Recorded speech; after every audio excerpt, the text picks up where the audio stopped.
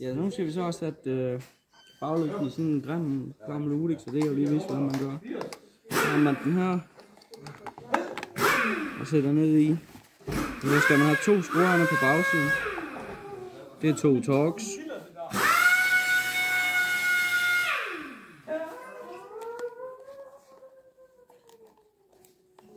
Så spænder man bare dem.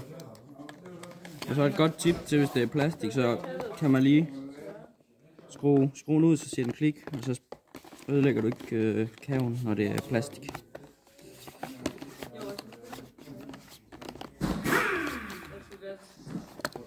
Der gør vi det samme her.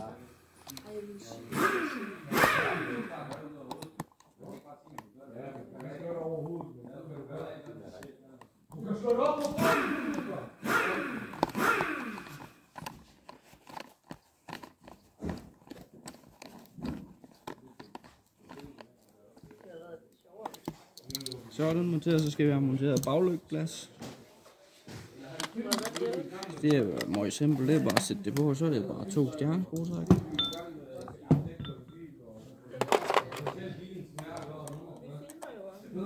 Værsgo.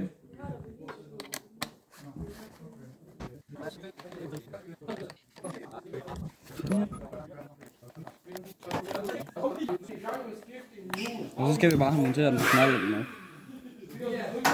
Først sætter man stikket i. Godt være lidt dårligt nogle gange. Sådan der. Så skal den løftes over. Det kan faktisk godt være, at vi først stikker på.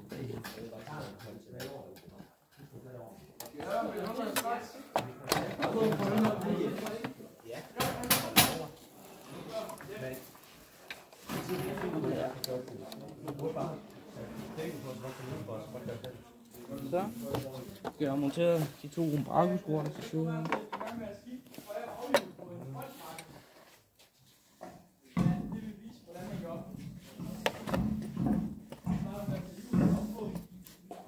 Sådan, så skal jeg bare have en hånd.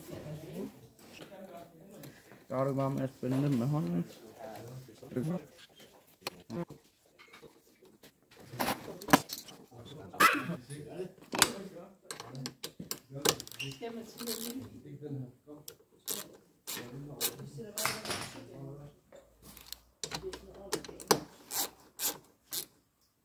Så skal vi bare starte nu og så teste om baglygten den virker.